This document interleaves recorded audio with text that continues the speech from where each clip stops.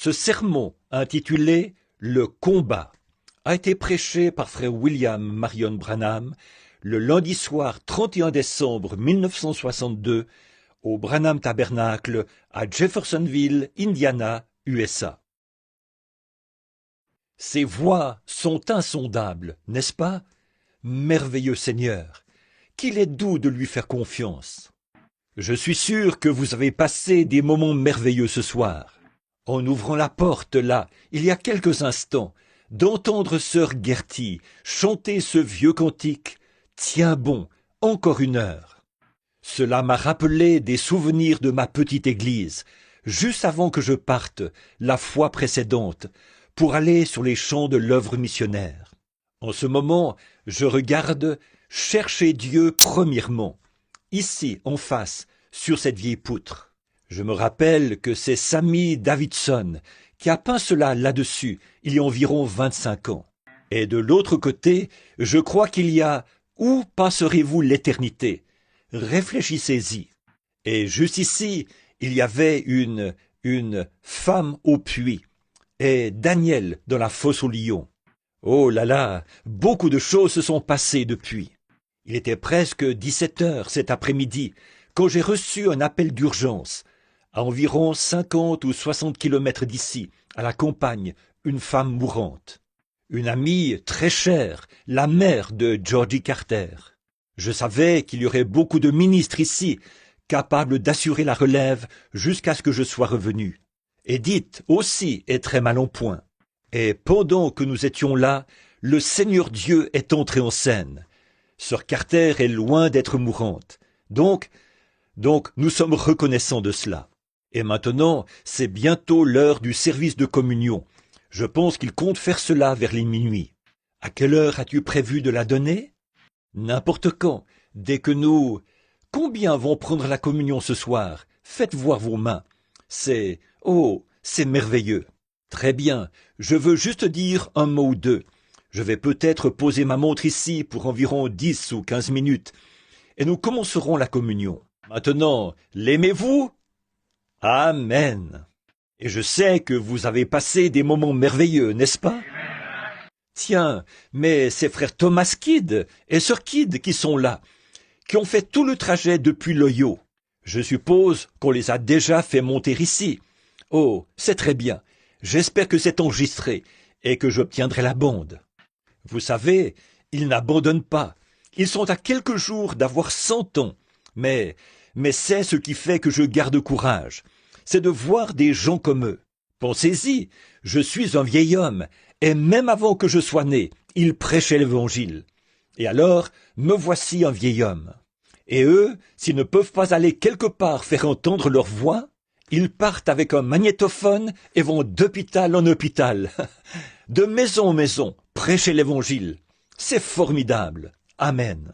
Je me réjouis à cause d'eux et de tous ceux qui ont eu part aux réunions ici. Maintenant, souvenez-vous, nous allons annoncer cela, si le Seigneur le veut, là, dès que l'Église sera achevée, ce qu'il prévoit vers le 10 février. Alors, nous allons, si le Seigneur le veut, nous voulons prendre au moins 8 ou 10 jours, ou peut-être 2 semaines, sur les 7 sceaux de l'Apocalypse. Nous enverrons d'ici des cartes à nos visiteurs d'un peu partout, pour les informer bien à l'avance. Et alors, s'ils décident de venir, eh bien, cela nous fera vraiment plaisir de vous accueillir. Et peut-être que le Seigneur nous accordera une autre manifestation de sa présence, comme il l'a fait la dernière fois, quand nous avons terminé les 7 âges de l'Église. Si jamais vous désirez prier pour quelqu'un, eh bien, pensez à moi tout le temps, parce que je suis quelqu'un qui en a vraiment besoin. Maintenant, ça me gêne un peu de prendre ces 10 ou 15 minutes ici pour dire un petit quelque chose avant que nous commencions. Mais courbons la tête un instant. Seigneur Jésus, oh, un jour la bataille sera terminée. Et il n'y aura plus de malades pour qui prier, et il n'y aura plus de pécheurs qui se repentent. Mais Père, pendant que ce jour est ce qu'il est, donne-nous de travailler pendant que nous avons de la lumière, pour nous permettre de travailler, car l'heure vient où personne ne pourra travailler. Maintenant, je prendrai seulement quelques instants, Seigneur, sinon je m'en voudrais de terminer l'année sans avoir dit encore quelques mots.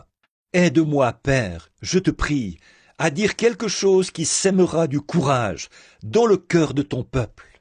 Alors nous pourrons partir d'ici ce soir, après avoir pris la communion, et nous savons qu'il y a de la force dans la communion. Israël a pris la communion d'abord, là-bas, en Égypte. Ils ont marché pendant 40 ans, sans que leurs souliers s'usent ou que leurs vêtements s'éliment. Et sur 2,5 millions de personnes, il n'y en avait pas un seul d'entre eux qui était faible quand ils sont sortis du désert. Seigneur, fais que nous nous rappelions cela ce soir, comme nous approchons de cette grandeur. C'est au nom de Jésus que nous prions. Amen. Si je traitais du contexte que j'avais noté cet après-midi dans l'intention de l'aborder, nous serions encore ici à 5 heures du matin. Mais je veux lire juste une parole dans Éphésiens chapitre 6, verset 12, seulement quelques instants maintenant pour puiser du courage. Car nous n'avons pas à lutter contre la chair et le sang, mais contre les dominations, contre les autorités, contre princes de ce monde de ténèbres, contre les esprits méchants dans les lieux célestes. Les esprits méchants dans les lieux célestes. Et j'aimerais tirer de cela, pendant 10 ou 15 minutes, un petit contexte, ou plutôt un petit texte, que je désire intituler « Le combat ». Un combat est une épreuve de force. Et nous, ce par quoi on teste les forces. Autrefois, les Indiens faisaient un feu. Et ils mettaient un certain nombre d'hommes à ce bout-ci de la corde et un certain nombre à ce bout-là.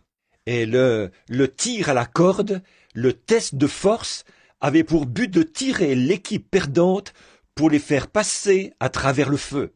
Maintenant, nous savons qu'il y a beaucoup de choses qui pourraient nous servir à développer pendant quelques instants ce sujet du combat.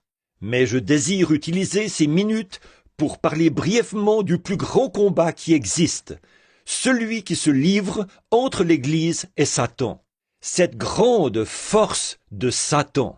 Et nous désirons parler de la grande force de Dieu dans son Église. Maintenant, ce grand combat se poursuit depuis bien des années. Il a commencé au ciel, d'où Satan a été précipité sur la terre, et est alors devenu ennemi du peuple de Dieu. Et depuis lors, il a employé toute sa force et toute sa stratégie pour essayer de tirer le peuple de Dieu sur les feux, ou dans les feux. Et nous savons qui a le plus de puissance, c'est Dieu. Amen. Et Dieu, quand il a donné à son peuple la meilleure chose pour combattre Satan, il lui a donné sa parole. En effet, parce que la parole est Dieu, et qui est plus fort que Dieu? Donc, la parole est Dieu, et la parole devient notre force.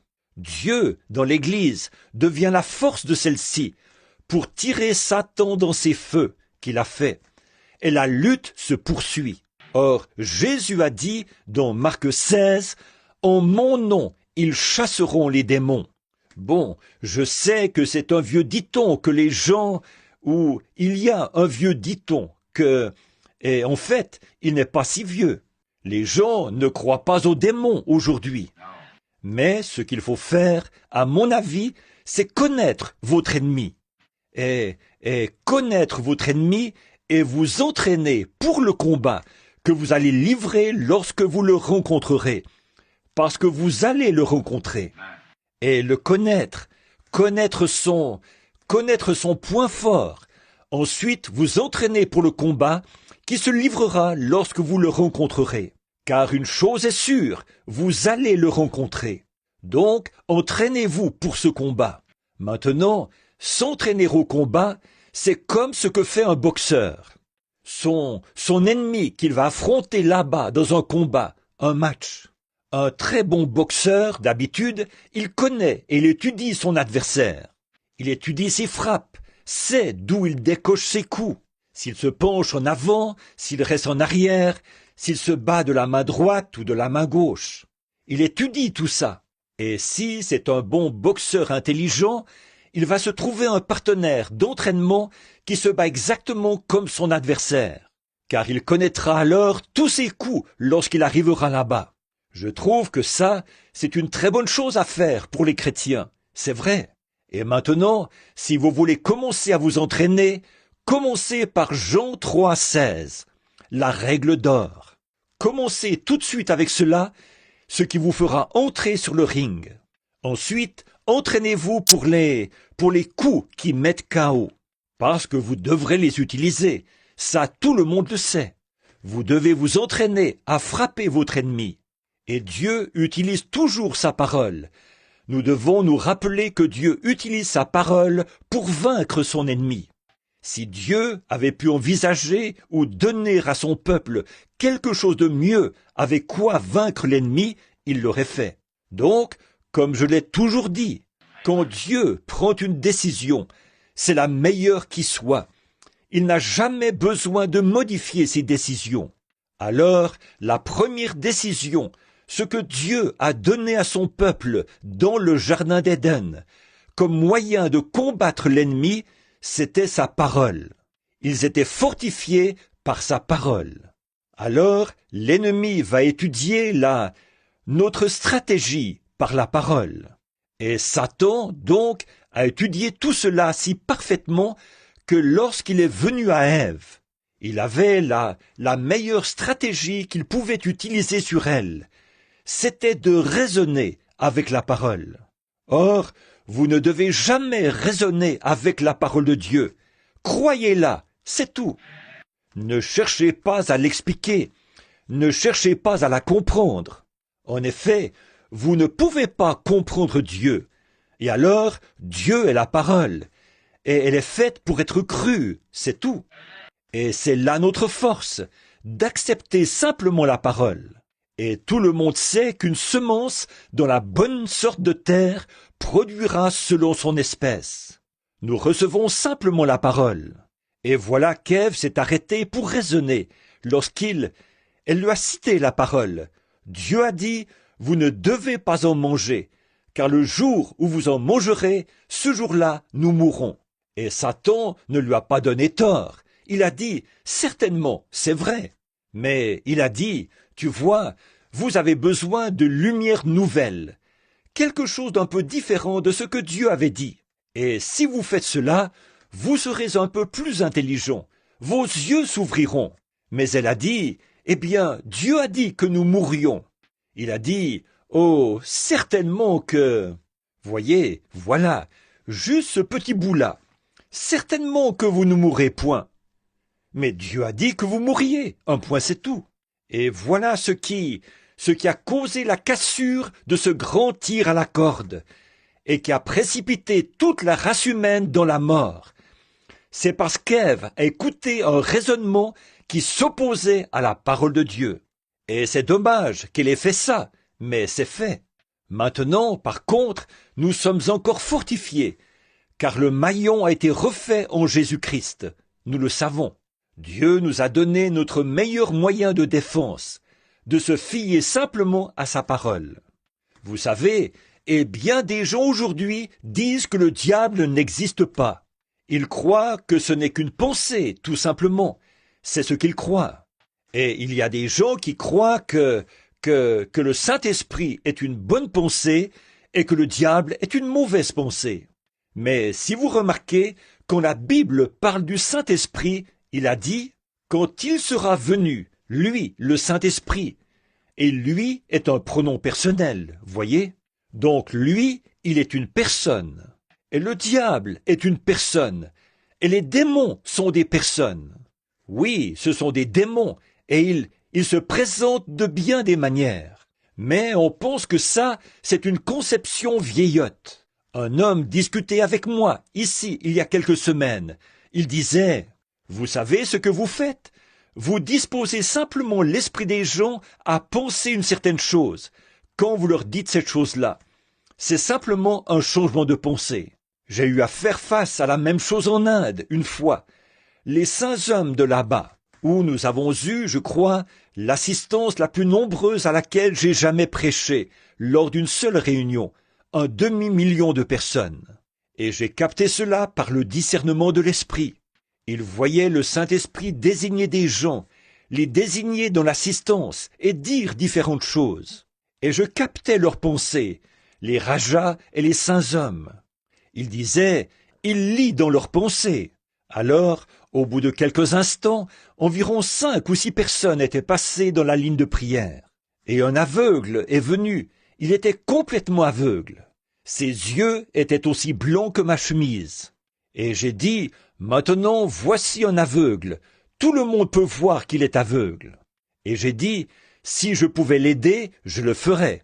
Mais le seul moyen pour moi de le faire, ce serait par un don, peut-être en signalant quelque chose qu'il a fait. Ce qui donnerait à penser que, si Dieu sait ce qu'il a fait, il sait certainement ce qu'il va faire. Alors j'ai dit, maintenant je le regarde. J'ai dit, c'est un adorateur du soleil. Il est aveugle depuis 20 ans. Et, lorsque l'interprète le lui a dit, c'était exact. J'ai dit, c'est un homme marié. Sa femme est plutôt petite. Et il a 2 fils, l'un d'environ 7 ans et l'autre de 9 ans. C'était tout à fait exact. J'ai dit leur nom, comment ils s'appelaient. Puis, de l'assistance, de l'enceinte où se trouvaient les gens, c'est venu comme une vague. C'est mental, c'est quelque chose comme de la lecture télépathique de pensée. Alors j'ai pensé, Seigneur, si tu veux bien me venir en aide, j'ai besoin de ton aide, Seigneur. Ces gens essayent d'assimiler cela à de la télépathie. Ce n'en est pas, et tu le sais, Seigneur. Pourtant, je leur avais donné le passage de l'Écriture, celui où Jésus a dit qu'il ne faisait rien sans que le Père le lui ait d'abord montré. Puis, en me retournant pour regarder cet homme de nouveau, je l'ai vu, juste au-dessus, là, en vision. Il avait d'aussi bons yeux que les miens. Je me suis dit, c'est maintenant le moment. J'ai dit, cet homme est un adorateur du soleil. Voilà, et il est devenu aveugle. Et j'ai dit, maintenant là, il y a les prêtres mahométans, il y a les prêtres des Sikhs, des Jains et des différents types de religions, de Bouddha. Et cet homme désire recouvrer la vue. Or, vous direz qu'il a adoré la création au lieu du Créateur. Je le crois aussi. Mais nous voici ici ce soir. J'ai dit, et aujourd'hui, on m'a reçu dans le temple des Jains, où 17 religions étaient présentes pour m'interroger. Et toutes, elles sont contre Christ. Toutes. Et j'ai dit, alors, et bon nombre d'entre vous, messieurs, vous y étiez. Maintenant, si Christ, c'est une fausseté, alors cet homme désire être dans le vrai. Et certainement que le Dieu de la création, qui a fait le monde, sera le seul à pouvoir lui rendre la vue. Cela va de soi. Et j'ai dit, maintenant, si n'importe lequel d'entre vous, le mahométisme étant la religion principale ici, si le prêtre mahométan vient lui rendre la vue, alors je me ferai disciple du mahométisme. Ou si le prêtre bouddhiste vient lui rendre la vue. Mais que le Dieu qui l'a créé, le Dieu, il y a quelque part quelqu'un qui est Dieu, forcément, puisqu'on ne peut pas avoir une création sans qu'il y ait un créateur. Il faudra un créateur pour créer la vue dans ses yeux. Voilà 20 ans qu'il est aveugle pour avoir regardé le soleil. Il pensait qu'il irait au ciel s'il le faisait. Cet homme a fait cela par ignorance. J'ai dit, qu'est-ce que vous, les prêtres bouddhistes, vous feriez? Vous changeriez seulement sa façon de penser. Vous diriez qu'il a eu tort. Eux, ils adorent leurs ancêtres morts. Et j'ai dit, bon, vous seriez d'avis vous diriez qu'il a eu tort. Mais qu'est-ce que vous feriez? Vous changeriez sa façon de penser. Et j'ai dit, qu'est-ce que les Mahométans feraient? Ils changeraient sa façon de penser. Les Sikhs, les Jains, et ainsi de suite, ils changent la façon de penser des gens. J'ai dit, nous avons la même chose aux États-Unis. Tous les méthodistes veulent amener tous les baptistes à devenir méthodistes. Et les pentecôtistes veulent faire de tous les méthodistes des pentecôtistes. C'est un changement de pensée. Mais ce n'est pas de ça que nous parlons. nous parlons de Dieu, le Créateur. Et j'ai dit, sûrement que le Créateur parlera. Or, je n'aurais pas dit ça s'il n'y avait pas eu cette vision, en aucun cas. Alors j'ai dit, maintenant lui, s'il vient lui rendre la vue, qu'il soit Dieu. Et j'ai dit, maintenant je mets au défi tout prêtre, ou raja, ou saint homme, ou quoi que ce soit. Venez lui rendre la vue, et j'adopterai votre philosophie. Vous aurez fait un converti. C'était le groupe de gens le plus silencieux que j'ai jamais entendu. Voyez, personne n'a bougé. Et j'ai dit, pourquoi êtes-vous si silencieux?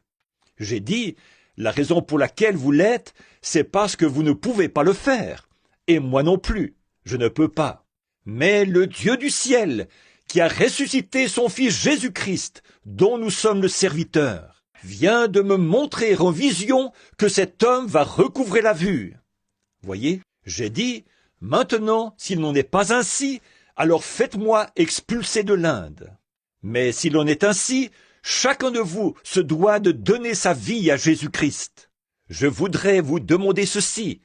Combien ici donneront leur vie à Christ si cet aveugle recouvre la vue? Vous voyez vos prêtres, personne n'est monté ici. Pourquoi ne viennent-ils pas, alors qu'ils vous ont dit que leur religion est si grande et si importante? Pourquoi quelqu'un ne vient-il pas dire quelque chose? Personne n'est venu. J'ai dit, alors vous, dans l'auditoire, si vous voyez cet aveugle qui est ici présent, et là, un médecin est venu examiner ses yeux. Il a secoué la tête, il a dit, il est aveugle. Alors j'ai dit, bien sûr qu'il est aveugle. Mais j'ai dit, si Dieu lui rend la vue, combien d'entre vous serviront Jésus-Christ? Et à perte de vue, devant moi, des océans de mains noires. Je me suis tourné vers l'homme, j'ai dit, Seigneur Jésus, qu'on sache que tu es Dieu. L'homme m'a sauté au cou. Et il y avait là le maire de Bombay, assis là. Il lui a aussi sauté au cou. Il voyait aussi bien que n'importe qui. Qu'est-ce que c'est? C'est réellement une puissance. Dieu est Dieu. Et Satan est Satan. Si vous ne croyez pas au diable, au début, quand j'ai commencé, je me heurtais contre lui tous les jours. Ne me dites pas que le diable n'existe pas, parce que je sais que ce n'est pas vrai. Je dois me battre avec lui tous les jours. Alors je sais que le diable existe. Et il faut avoir reçu un bon entraînement quand on le rencontre. Pas un entraînement par la psychologie, pas un entraînement par l'instruction, mais un entraînement par le Saint-Esprit, la puissance de Dieu dans sa parole pour la manifester. Connaissez votre ennemi. Oh, qu'il est cruel! Comme j'aimerais rester là en ce moment et insister là-dessus, parcourir la Bible pour vous montrer tout au long l'homme qui s'est trouvé face à face avec lui. Comment, dans le combat contre l'ennemi, ils se sont fortifiés par la parole de Dieu. Noé a vécu cette expérience. Il savait que Dieu lui avait dit qu'il allait pleuvoir. Et le combat faisait rage entre la science et la parole de Dieu. La science qui dit que cela ne peut pas arriver. Dieu qui a dit que cela arrivera. Amen. La même chose existe aujourd'hui. Cela arrivera. Et cela arrive. Les démons existent. Mais Jésus les a chassés. Et il a donné à son Église l'autorité de faire de même. Chassez les démons en mon nom. Il a chassé 7 démons d'une jolie femme un jour. Et il a dit, lorsque l'esprit impur est sorti d'un homme, il va dans des lieux arides. Puis il revient, amenant avec lui 7 autres démons. Donc, ça montre bien que si cet homme a été purifié de démons, quelque chose qui se trouvait en lui était sorti. Un démon était sorti. Maintenant, lorsque le diable est sorti, Dieu donne à Dieu la possibilité d'entrer.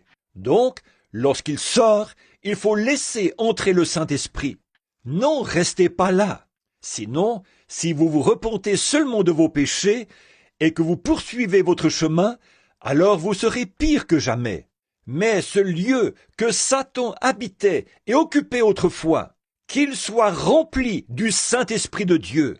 Et là, vous aurez en vous la force de la parole de Dieu manifestée, et vous chasserez les démons. Le combat se poursuit. Les lumières du soir brillent. Le Saint-Esprit de Dieu est présent. Et maintenant, dans environ 3 minutes, ce sera le moment où les sifflets vont retentir. Il sera minuit. Alors, comme nous quitterons ce bâtiment pour rentrer à différents endroits et dans nos foyers, et pour affronter l'extérieur, pour affronter le monde, n'y allons pas comme nous l'avons fait dans le passé. Allons-y avec la puissance de sa résurrection. Allons-y au nom de Jésus-Christ, en dressant bien haut la bannière, et avec la foi dans sa parole, pour pouvoir manier l'épée à 2 tranchants, en prenant le bouclier et l'armure complète de Dieu pour affronter l'ennemi, parce qu'il devient chaque jour plus fort et plus puissant. Alors que l'ennemi vient comme un fleuve, l'Esprit de Dieu lève un étendard contre lui. Si nous sommes arrivés à la fin de ces choses et si c'est avec nous que les mystères de Dieu ont été menés à terme, alors nous cherchons plus de force, une force pour l'enlèvement, pour affronter une force plus terrible, ce qui enlèvera l'Église et l'emportera dans la gloire. Il faut absolument que nous ayons ça. Affrontons 1963 avec ce défi. Nous sommes les serviteurs du Dieu vivant. Et comme Shadrach, Meshach et Abednego d'antan, nous ne nous inclinerons pas devant les démons de ce monde, et nous ne retirerons pas ce que nous avons dit. Au contraire, continuons le combat. Je ressens ce soir, pendant que nous tendons l'oreille pour entendre ces sifflets, un peu ce que David a ressenti cette nuit chaude et redoutable, où il s'était tendu là-bas, sous les buissons du mûrier, alors que l'ennemi était en éveil. Quelle heure cela a dû être pour David! Quel moment pour lui étendu là! Il ne savait pas de quel côté se tourner. Il ne savait pas quoi faire, parce qu'il savait qu'ils étaient plus nombreux que lui. Mais tout à coup, il a entendu un bruit de vent qui soufflait dans les cimes des buissons. Il a su que Dieu marchait devant lui, et il est allé au combat. C'est un peu ce que je ressens ce soir, après le message d'hier soir. Je me trouve à l'heure la plus sombre à laquelle j'ai jamais fait face de toute ma vie. Je me sens comme Ésaïe au temple, après avoir vu ses anges. Je suis un homme dont les lèvres sont impures, et j'habite au milieu d'un peuple dont les lèvres sont impures. Mais écoutez, je dois affronter cela d'une façon ou d'une autre. Seulement, j'attends d'entendre passer ce souffle dans les buissons du mûrier, afin d'aller affronter l'ennemi, où qu'il soit. Que Dieu nous aide à le faire. Maintenant, je crois qu'il est minuit moins 1. Et 1962, avec tout son passé, laissons-le être du passé. Levons-nous maintenant, chacun d'entre nous. Le combat se poursuit.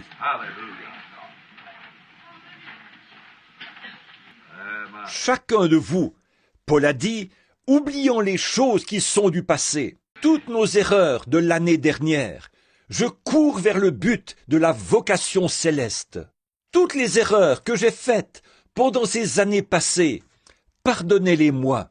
Ô Dieu, pardonne-moi. Église, pardonnez-moi. Et le ministère que j'ai l'impression de ne pas avoir rempli convenablement. Ô Dieu, pardonne-moi cela. Église, pardonnez-moi mes erreurs. Et je courais vers le but de la vocation céleste en Jésus-Christ. Ce que demain nous réserve, je n'en sais rien. Mais je sais qui tient 1963 dans sa main. Maintenant, levons nos mains vers Dieu et prions chacun à notre façon, en faisant nos confessions et en demandant à Dieu de nous aider pendant l'année qui vient. Père Céleste, comme nous sommes debout ici et que dans nos cœurs, beaucoup de pensées sont en train de s'éteindre et les erreurs de l'année dernière, comme nous approchons de la mort de 1962 et de la naissance de 1963. Ô Dieu, fais que nous ayons gravi un échelon de plus sur l'échelle, afin que nous puissions alors voir Jésus et son programme. Que tous ceux qui sont ici, Seigneur, en prière, pendant que la vieille année s'éteint et que la nouvelle naissance de cette nouvelle année arrive, puisse le péché et l'incrédulité du vieil homme s'éteindre dans nos cœurs, et la nouvelle naissance y entrer, avec l'année 1963, comme un vent impétueux, qui remplira nos êtres et fera de nous de nouvelles créatures en Christ.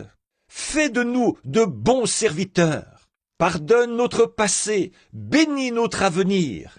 Guide-nous, ô Seigneur Dieu, par ta main puissante, Jéhovah. Bénis les ministres qui sont ici. Bénis tous les laïcs, tous les visiteurs. Sois avec nous, Seigneur. Nous sommes tes serviteurs et nous nous livrons entièrement à toi pour 1963, afin que la puissance de ton esprit puisse avoir plus de prééminence dans notre vie et dans notre être. Aide-nous, ô Dieu, pardonne-nous et aide-nous, nous t'en prions. Suscite des hommes puissants, suscite de puissants combattants de la foi. Cette année, Seigneur, ouvre cette manne cachée, ce roc sous le rocher, pour que nous puissions voir le programme de Dieu. Coiffe la pyramide de notre vie, Seigneur. Place la pierre de fête, Jésus-Christ, sur chacun de nous sans exception. Que ces grandes et magnifiques saintes bénédictions soient sur nous tous. Que le feu du Saint-Esprit vienne sur nous. Que la puissance de la résurrection soit manifestée. Ô Dieu, combien nous te remercions ce soir. Nous sommes à toi. Nous nous livrons totalement à toi, Seigneur. Alors que je vais là-bas, ne sachant ni où, ni comment, ni ce que je ferai, je mets ma confiance en toi, Dieu Tout-Puissant, que tu me guideras, moi, ton serviteur inutile, afin que je sois utilisé pour l'honneur et la gloire du Tout-Puissant. Accorde-le, Père. Accueille nos prières, bénis nos efforts. Guéris ceux qui sont malades et affligés, tant spirituellement que physiquement, et fais de nous tes serviteurs. Nous sommes l'argile, tu es le potier. Façonne chacun de nous à ta manière, pour que nous puissions former ensemble un solide assemblage avec Jésus-Christ comme membre de son corps, car nous le demandons au nom de Jésus, à cause de lui, et pour la cause de l'Évangile. Amen et Amen. Merci, Dieu notre Père. Nous te remercions pour cette exhortation du Nouvel An, qui nous fait repartir avec l'espérance et la consolation de savoir ceci, grâce à ces paroles adressées à ces hommes qui n'étaient pas au courant.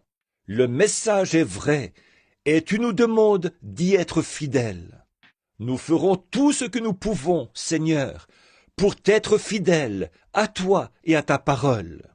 Accueille-nous au nom de celui qui nous a enseigné à tous que nous devons prier comme ceci.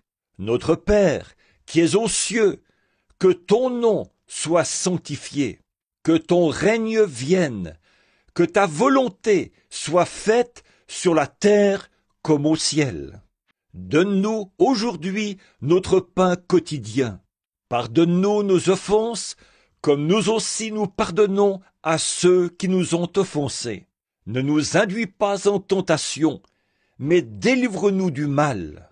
Car c'est à toi qu'appartiennent, dans tous les siècles, le règne, la puissance et la gloire. Amen. Que le Seigneur vous bénisse et vous garde.